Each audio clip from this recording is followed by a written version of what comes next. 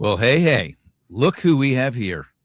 If it isn't my most favorite follow, Rich Swerbinsky. What's happening, Rich? Happy New Year. Thanks for having me. And yeah, always good to talk. Look at you, man. You got your Topps baseball shirt on, got all the sports garb in the background. You're an Ohio guy, founder of Onward and Upward Consulting, and very few people know this, former executive director for 12 years of the World Series of Wiffle Ball. That's right. How does one become the executive director of the World Series of Wiffle Ball? Were you an amazing player when you were a kid? Can you swing a wiffle ball bat pretty well? I mean, that wasn't the reason. I was the president of the local youth baseball organization, and we were brainstorming idea. We needed to build a field for young kids in the city that I live in. There's a lot of large baseball fields, but the T-ball, the coach pitch, the 5 to 10-year-olds. So we were brainstorming ideas on how to raise money for that. Came up with the idea of a wiffle ball tournament. The first year, it was almost a joke. We had like maybe 30 or 40 teams, and then it exploded. I mean, it grew and grew and grew, but post-pandemic, we went from like 130 to like 200 teams from like 8 states. So that's wild. Yeah, it's a really cool event. I used to play wiffle ball as a kid in my backyard with my brother. You could make that wiffle ball, knuckle in and out. I mean, it moves like crazy, man. Well, look, you had some recent news that you were rejoining the Mortgage Collaborative as a strategy advisor to Jody Hall, CEO, and you were there for over 8 years as president and CEO yourself. This is pretty big news. Why the move back to TMC, and what can you tell us about what you're going to get into there? Yeah, I mean, it's I think a natural evolution. Jody has been a great friend of mine for a long time. I'm a huge fan of hers, and obviously spent 8.5 years growing that organization. I coached Jody and a couple of the other execs at TMC for the last year or so. So it's been evolving, I've been kind of getting slowly more involved with the organization. And then, as we got into the fall, we just started, talking about the potential of bringing me on a little bit more formally. And then I've got a couple of great people that work for me for my consulting firm. So we're going to be basically kind of taking over like the lender business development for TMC. Myself. You're going to be calling on me to join. Oh, absolutely. Yeah. I'm actually going to do it. Listen, I like you so much. I'll take that call. We don't belong to any organization like that. So give us like a quick, 30-second high level on why people should be part of TMC. Then we'll get into some really good mortgage stuff here on top of that. Yeah. I mean, to me, it's crazy just the power of being in the same room with people that do what you do across the country, that all have a pay it forward, let's just make each other better mindset. I mean, that is TMC in a nutshell, and it manifests itself in 2 annual conferences, 10 different working groups that meet virtually each month in a bunch of different ways. It's I think the lenders that think they don't need help and think they've got it all figured out, a lot of them are gone. And I just think with all the consolidation in the industry, it's very impactful. Companies and people that, Well, it's interesting. We can segue into a recent post, where you said ego is expensive in this market, curiosity is cheap, and you talked about how UWM and PennyMac and Rocket, they're coming after us all to eat our lunch. And we should be collaborating more. You know my brand. That's right. You're hitting me right in the soul here. Expound on that. It's true. I mean, we've seen what's happened with M&A and consolidation in the mortgage industry. If you don't believe me, just Google or AI PennyMac earnings call results and tell me how this impacts independent mortgage bankers. That's all you need to do. So you listen. I mean, they've built massive machines with lots of capital, lots of analysts, lots of servicing. They're public companies with shareholders, with demands. It doesn't take a rocket scientist to figure out what's going on here. So, so collaborate more. Collaborate more, absolutely, and don't sell your servicing. I find that at the smaller level IMBs, the collaboration is very real, and most CEOs are eager to do that. If you were to take a chunk of the top 10 IMBs, that doesn't exist there. It's just not there. I'm not going to name any names, but your thoughts on that? You agree, disagree? Yeah, top 10. Oh, really, I had to kick out a lot of the top 10 at TMC because they would just join to acquire and recruit. I would say like 11 through 50 IMBs in there. There's a good chunk of like really, really genuine people that, even though they're large and probably, are giving more than they get. It's just the way, those collaboratives work. The bigger you are, the more seasoned you are, the less you're typically going to get out of it. But, but there's a lot of like really big IMBs that have used TMC and organizations like it to really strategically grow. Another post that you did that I loved was on G-fees and just how that landscape has changed from a day where G-fees were in the teens to where we sit now around 65 basis points, and that's not even enough. Touch on it.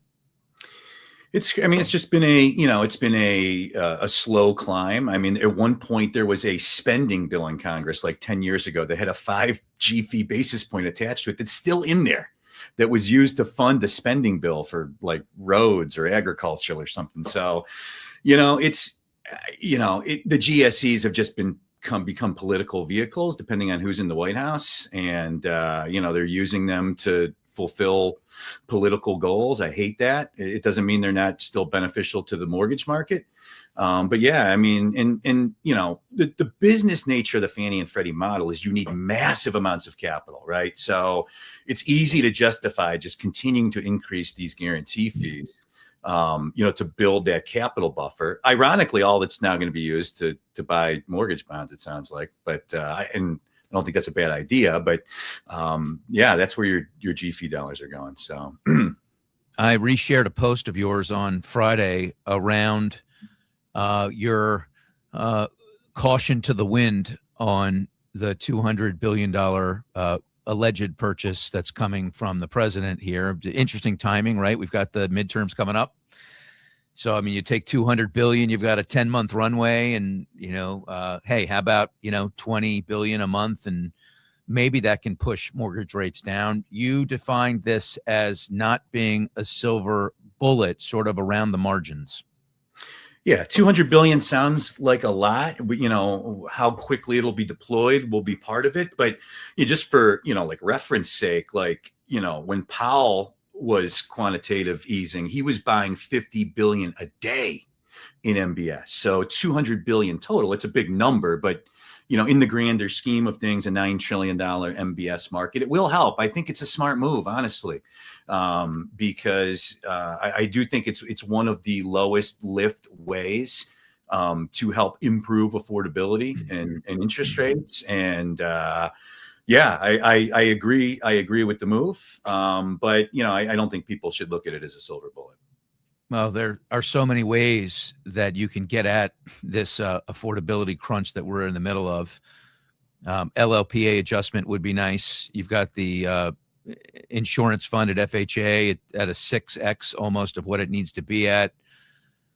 Some people want to expand zoning, change zoning laws, right? EMB and all these other things.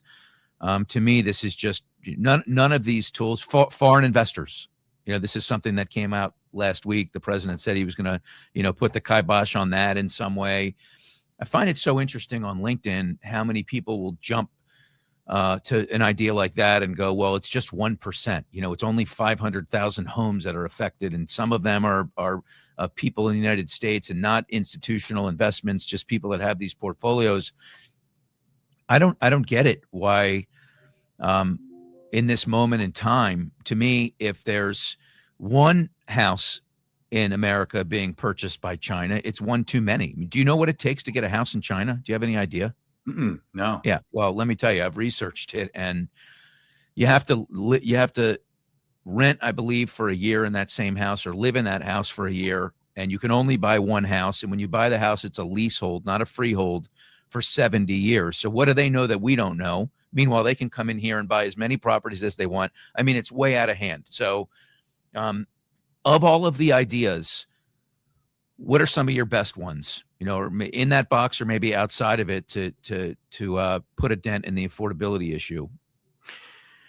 I like what they're doing with the MBS. I think that that's smart. The thing to me that would have the biggest impact, I've been screaming about this on LinkedIn literally for 10 years, would be a plan where you waive capital gains taxes or even reduce them for a period of time for individuals who sell investment properties to owner occupants. A full-blown cap gains tax waiver would be so much, it would be so expensive. I think this would be a way to do it a little bit more responsibly. Investment properties owned by individuals who own 10 or less who sell to an owner occupant. I think it would flood the market with affordable inventory. I think it would dovetail perfectly with a bond buying initiative, institutional investor ban. We know the Trump whole team was at Mar-a-Lago last week. A bunch of them said it, talking about housing. I knew we were going to get announcements this week. We're recording this on Friday. Wednesday, we got the institutional investor ban. Thursday, we get the MBS bond buying. My guess is today, Friday, it's 11:17 a.m. We're going to get something else to take us into the weekend. Maybe it's help for the home builders.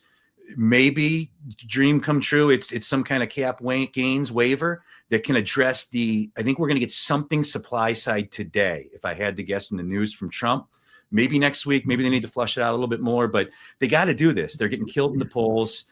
Trump lost the midterms last time. They got crushed in November. This thing is kind of slipping away from the Republicans a little bit. It's still early. They still have time, but they've got to address affordability in housing. Well, why focus on housing? Why do you think that? Is that just because that's a box they've yet to check, or is there something more than that? Or they actually realize that it's, real estate housing is roughly 20% of the GDP, and oh my goodness, there's a real problem here? Yeah, all that, right? It's a huge part of GDP. When people buy houses, they buy other shit. It helps the economy in other ways. They've been talking about fixing housing and affordability since September. And it's the biggest component in general of affordability, which right now is positioned and poised to be the number one election issue in the midterm. So if housing is the biggest component of affordability and affordability is the biggest election issue, you're going to, and that's why I think, like when we get into 26 projections, I've been saying this forever, all these economists that are like, it's going to be, we're going to be 6.2 the whole year and, 6.5 and 6.1. And no, we're not, because I'm not saying it's going to work, but we are going to get attempted catalysts from the federal government. You're seeing it now this week. And I think you're going to continue to see it because of, one, its importance, and two, its potential impact at the polls in November. How do you like the way Trump markets? Because you're a marketing maven. I mean, you're one of the best marketers I've ever seen out there, and so is he. So, I mean, respect right there, or something else. My take on Trump is I do like his policies. I just feel like he, especially as it relates to housing, I feel like he makes it harder on himself. Like the crap with Rob Reiner's kid, and he just goes too far. Like, why? Just, dude, stop here. Don't go here. Like, I know he can't help himself. It just turns more public opinion against him. It turns more of the people in the middle against him, the people he needs to win the midterms again, which he lost the first time. And I see him making the same mistakes that led to him losing the midterms and losing to Joe Biden. He lost to Joe Biden. So I think even though he's sharper politically in term two, I think he is still making way too many unforced errors that are killing him. So I had a LinkedIn post just looking at the first 10 or 11 months. And as we headed into 2026, and my argument, my thesis was that the first year, really nothing gets done. There's a lot of talking. There's a lot of shaking of the trees, like this moment right here between now and the midterms, probably now in June, really, right? Because no one's going to want to do anything really in the 3 months leading up to the midterms is like where the rubber meets the road. So I don't really give a grade. My grade is incomplete in the first year. I think this is where the legacy gets built for Director Pulte, for President Trump, as it relates to housing. Your take? I agree. Yeah, I think it just takes a while to get things done. They got the tax bill done. They got the tariff stuff implemented. That was a lot of work, and I think now they're seeing housing is very complex, right? Because Besson, I'll never forget it. It was Labor Day weekend. He did the cable news roadshow like 3-4 days straight. Affordability housing, #1 goal, fourth quarter. We're going to attack it. We have seen nothing until really now, January. So they basically said at the beginning of Q4 was the #1 priority. We got nothing on housing really in Q4, and now we're getting it as we go into the new year. So we'll see. It's I think that they're generally doing the right things, but talking points and Truth Social posts as opposed to execution, two different things. I'll be cheering for them, and I generally think they're doing the right things. So you think it's an advantage that the same party holds both the House and the Senate, in that they can pass? It's much harder when we've got divided. Almost nothing gets done. Like, do you look at this moment in this little window that could potentially change in 10, 11 months as the window to get stuff done? And does that make you more hopeful if you do? Without a doubt. That's why I'm hoping that I hope it's been so far a lot of talk and no action, and I hope that changes, because I do feel like they have a window until November. I am a Trump supporter generally, not his tact, but his policies. So I do want the Republicans to win the midterms, primarily for the industry involved in. I just think it's better for housing. But right now, I would bet against the Republicans winning the midterms. I just don't think Trump can help himself. He's almost 80. He's a full-blown narcissist. He just can't help himself. And I wish he could, because I think most people in general, as evidenced by the results of the last election, in general, like his policies. It's just some of the other stuff that people can't take it at a certain point. The Rob Reiner stuff, it's too much, some of it, in my opinion. Yeah. Let's jump into the credit box here for a minute, because Director Pulte came out in June or July and put FICO on notice, talked about the gouging, and then several months later went public again saying that Will Lansing, the CEO of FICO, had endeared himself to him. Like he came out and said, "I appreciate how willing they've been to work with us." And just a couple of, actually, that was the day before. That was the day after FICO announced that they were changing the fee structure on credit reports, where they reached across the table and grabbed the other $4.95 for a FICO score that they were splitting with the three bureaus. Director Pulte didn't, I don't think, realize what Lansing was doing. Obviously, Lansing was in his ear and convinced him that this was going to be a good thing. Of course, it wasn't going to be a good thing. This money that was taken out of the three bureaus, which an insider in the industry told me could affect them over $100 million each in EBITDA, that it was obvious to me that this money was going to be made up for somehow. And so we've seen increases. We've seen hikes. Prior to those, they were at around 700%. Now Pulte comes back out 7 months later after putting them on notice, after saying, basically, okay, FICO, I see you want to work with us, when they really don't. He came out last week or the week before and said, they're really on thin ice, the credit bureaus. And what do you think, man? Like, how does this end? I threw an idea out this week that former CFPB director Rohit Chopra threw out, which is done in some other countries. That's permissioning credit. Like, isn't that the way to solve this problem? I'll pay the bureaus for my tri-merge, no problem. But then I own it. Like, I've got a 90-day window to give you the visibility to judge me or not. I can open it. I can close it. Then you don't have to have the reruns constantly, right? This lender, that lender. That's where it all cascades. Give me just dump on me about this issue. Yeah, just being honest, I don't think Bill Pulte has any clue what's going on. He has never said or done anything in his career that has given me any confidence that he knows what he's doing whatsoever, honestly. And he's just a yes man for Trump. Now, if you love Trump's policies and you just want an empty suit there to pursue those, then fine. But I don't think he's going to creatively bring anything to the table in terms of solutions.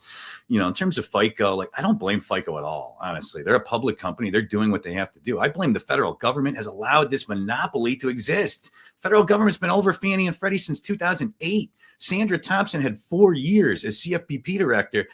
As soon as she got in there, she started talking about this alternate credit score thing and just held 87 roundtables about it for 4 years and did nothing.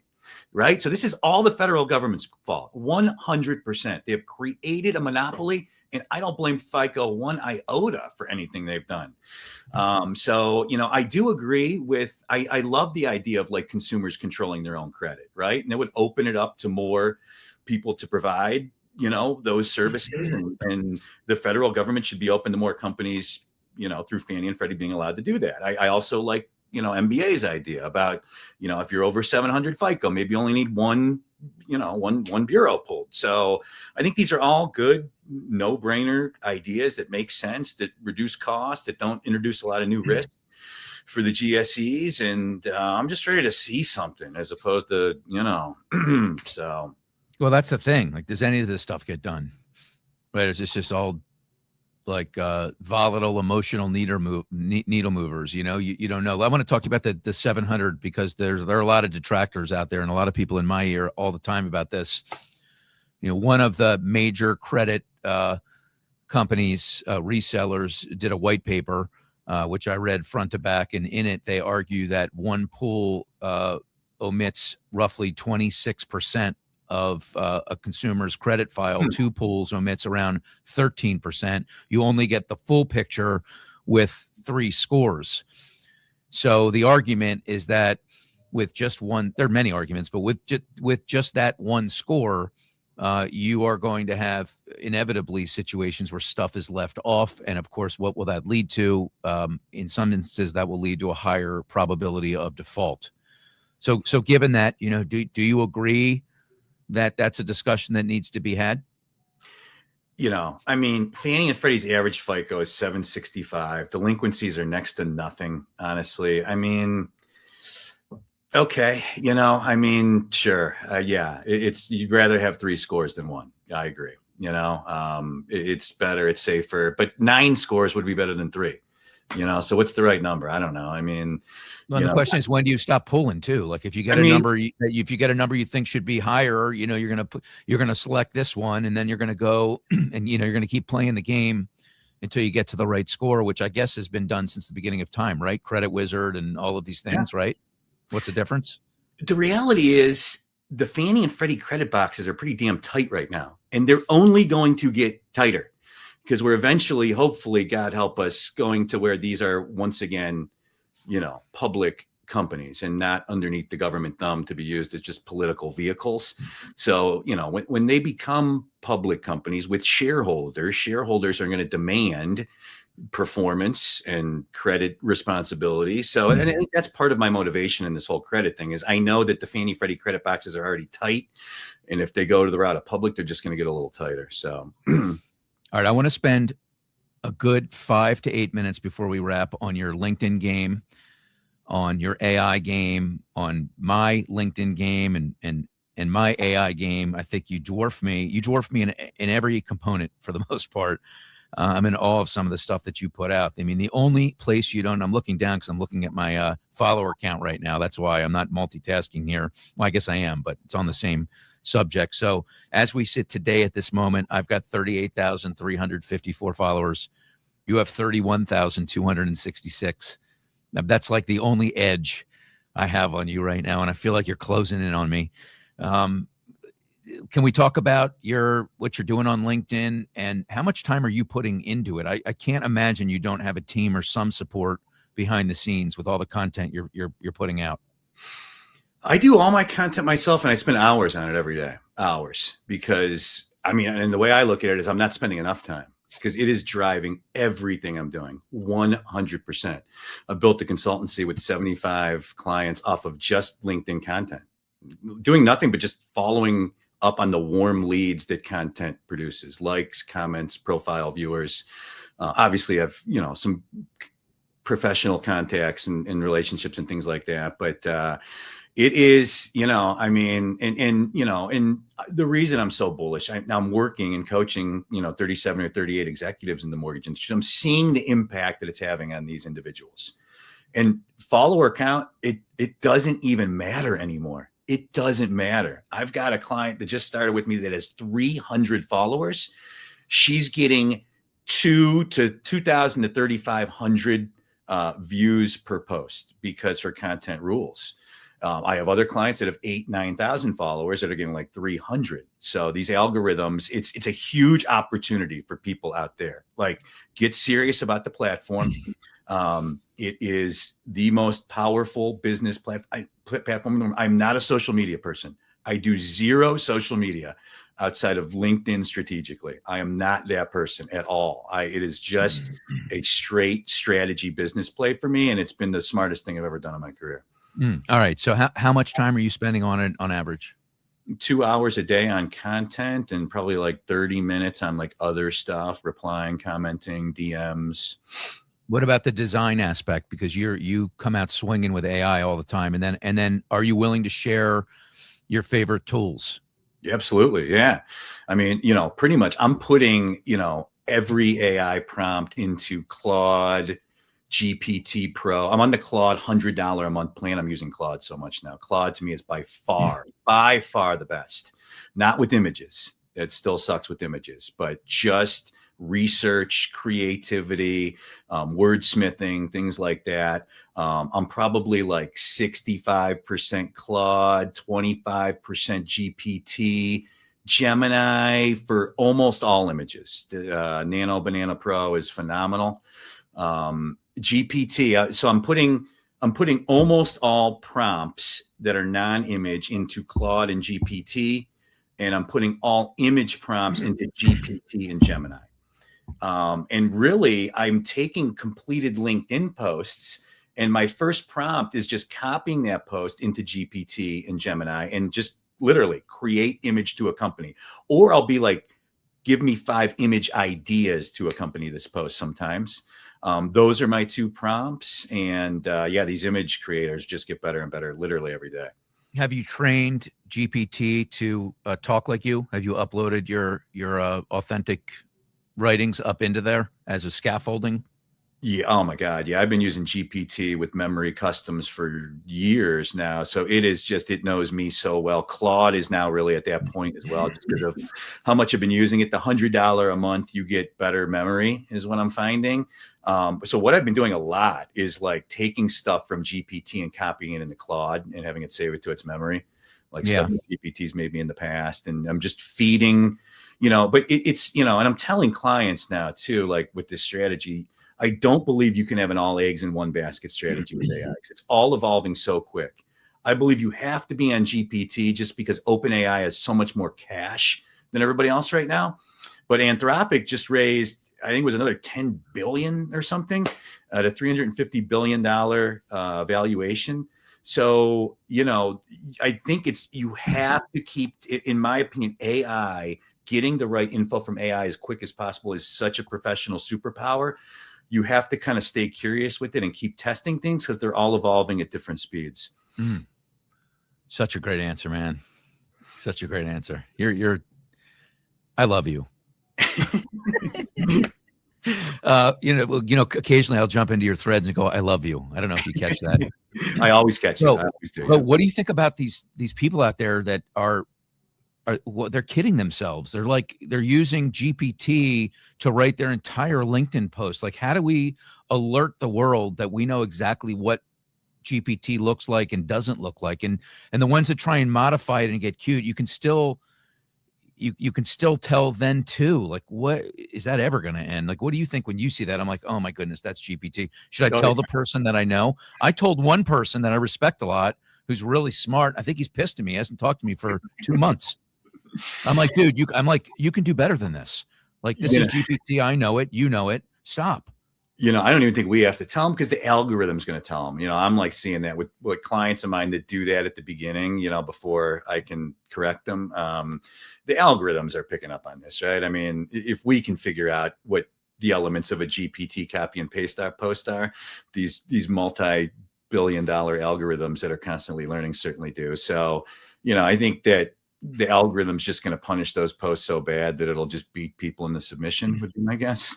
We need to open up a company that's like GPT police. I'm serious, man. And like that just ingests all of these posts in the mortgage and housing space and calls people out. We'll have like a violator screen, like the old, what was that website when the companies were going out of business? Oh, the implodometer. Yeah. Yeah. We're going to do a GPT-ometer. The M dashes, the here's the hard truth line. There's there's a bunch of them. The tells, from the GPT. So, lastly, you and I share a love for sports card collecting. Yep. This is how we started to form our bond. Love sports cards. I know you love sports cards. You own a sports card platform. The Jungle, you're doing breaks, you're opening cards on live streams. Who's going to win the Super Bowl, bro? This is crazy. I predicted on camera 4 of the last 5 years before the season the correct Super Bowl. I swear to God, there's a lot of people that can vouch for this. For the last 5 years, this year my prediction before the season started was Packers over the Bills. So I can't come off of that, especially with a field that is so wide open. I've never can remember an NFL playoff field like this where pretty much everybody besides the Steelers and the Panthers can win the Super Bowl. I really believe like the other 12 teams, there's at least a puncher's chance. So it's wide open to me. It's going to be super fun, and I'll be cheering for who I bet on. What a wild season it's been. Wild. It's been completely turned upside down. No Patty Mahomes, no Joe Burrow, no Lamar Jackson in the AFC playoffs. Who had that on their bingo card? Yeah. Well, John Harbaugh getting let go. I was a Ravens season ticket holder. I'm from Baltimore. I don't mind that at all. I feel like every leader's got their, has a shelf life. Lamar, anytime you rely on a running quarterback, they have less of a lifespan than quarterbacks that are pocket passers. You're just inevitably going to get injured. You're going to get slower, and we're starting to see that with Lamar now. He missed 5 games last year, 3-8 in the playoffs. Harbaugh hadn't won a Super Bowl since 2012. It's like, okay. But I think what was his downfall had nothing to do with the Ravens. I think that you look at the success of these first-year coaches in Chicago, Jacksonville, and Seattle. I mean, 3 of the best teams in the NFL, bar none. If you're the Ravens owner, you're looking at that going, man, I can do that too. Like, well, let's freshen this up. Yeah, my Browns doing the same thing. I mean, Stefanski's going to get hired immediately somewhere else. A lot of fans here he was coach of the year. Wasn't he coach of the year a few years ago? Twice, 2 times, 2 of the last 4 years. I mean, how long was the playoff drought before he came around? I mean, Forever. They went to 1 playoff game since they came back in '99 and lost to the Steelers. So it was, I think, it was at least a decade. So more than that, like 15, 18 years. Yeah. Craziness. Yep. Shedeur Sanders. Have you seen enough of him to say whether he's the real deal or not? To me, he's like, my take on him would be, I think he's a back end of the NFL starting quarterback, if I had to guess. I think that he has a lot of intangibles that I really like. He's just a football player, unlike Lamar to me can only throw a ball like one trajectory. Shedeur can do he can just make every throw and with different trajectories. So there's a lot of things I like.